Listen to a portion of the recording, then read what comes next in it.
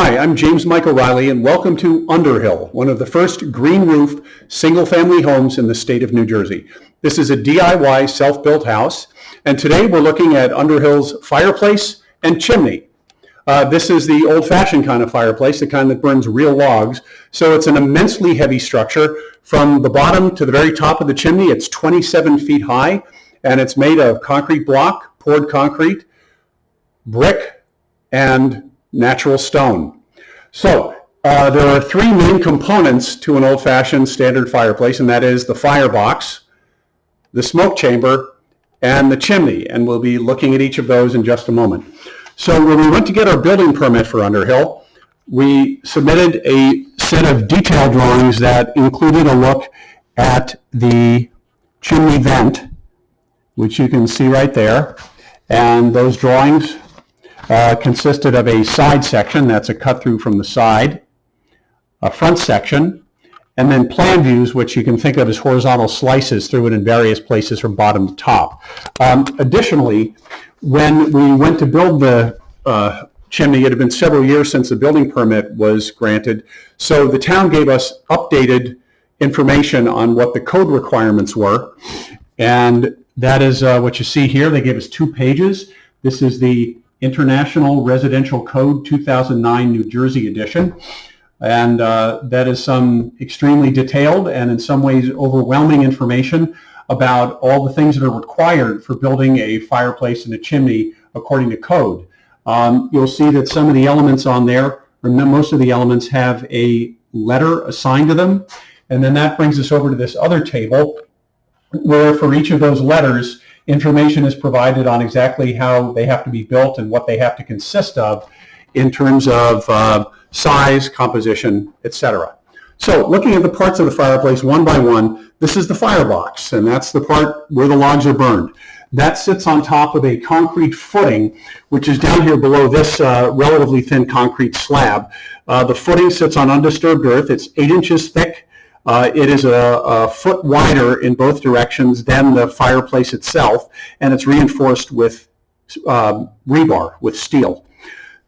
We came up from there with one row of concrete block so that we could get up to the height of where the finished floor will be in this room when this room is completed.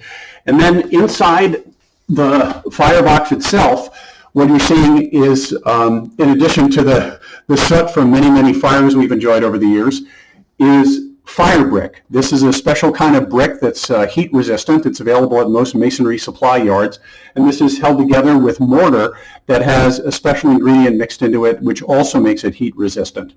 One of the tricky things about building this was that all of the dimensions of what you see here, the depth of the firebox, the width, how it slopes in, what the height is, all of these elements have to be in certain proportion to each other to make sure that the fireplace meets code requirements and draws smoke properly. Once I built up to the top of the firebox, I held it up. Let me get some light in here so you can see a little better.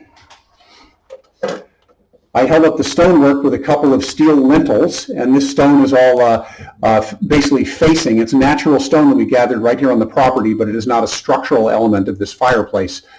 And then behind the lintels is the flue.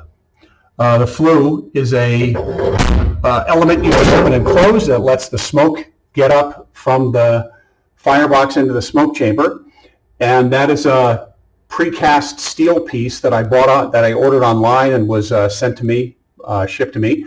And the flue separates the firebox, which we were just looking at, from the smoke chamber, which is this area up here, which a lot of people don't know about. And that is where the smoke that comes up out of the firebox kind of gets itself organized to go up the much narrower chimney without backing up into the room.